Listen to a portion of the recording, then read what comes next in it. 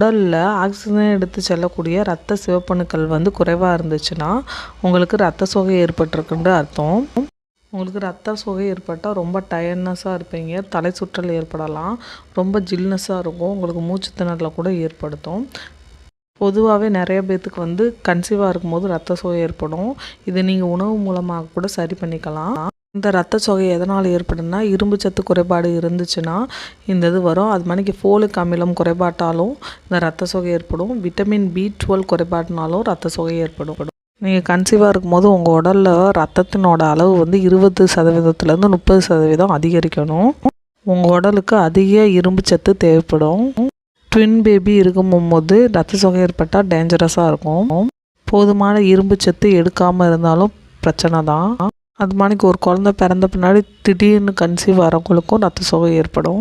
Conceive ஆகிறதுக்கு முன்னாடி ஏற்படக்கூடிய பீரியட்ஸில் வந்து அதிக ரத்த ஓட்டம் போச்சுனாலும் உங்களுக்கு இரத்த சோகை ஏற்படும். நீங்கள் கன்சீவாக இருக்கும்போது காலை நேரத்தில் குமட்டலும் அடிக்கடி வாந்தி ஏற்பட்டாலும் உங்களுக்கு இரத்த சோகை ஏற்படும். வளரும் குழந்தைக்கு போதுமான இரும்பு சத்தும் விட்டமின் 12 போலிக் அமிலம்லாம் கிடைக்காம இருந்துச்சுன்னா அவங்களோட கருவோட வளர்ச்சியை பாதிக்கலாம். இரத்த சோகைக்கு நீங்கள் ட்ரீட்மெண்ட் எடுக்கலைன்னா உங்கள் குழந்தையுமே இரத்த சோகையோடு பிறக்க வாய்ப்பு இருக்குது. அவங்களோட வளர்ச்சியிலும் பிரச்சனை ஏற்படும். உங்களுக்கு ப்ரீடம் டெலிவரி கூட ஏற்படலாம். கர்ப்ப காலத்தில் ஏற்படக்கூடிய இரத்த சோகை வந்து உங்களுக்கு அபார்ஷன் அளவுக்கு கொண்டு போகாது. உங்களுக்கு கர்ப்ப காலத்தில் இரத்த சோகை ஏற்பட்டுச்சுன்னா உங்கள் உடலுக்கு தேவையான ஆக்சிஜன் கிடைக்காது. சத்து நிறைந்த உணவுகளை எடுத்துக்கிற போது உங்களுக்கு இந்த இரத்த சோகையிலேருந்து விடுபடலாம். முக்கியமாக கீரை எடுத்துக்கணும்.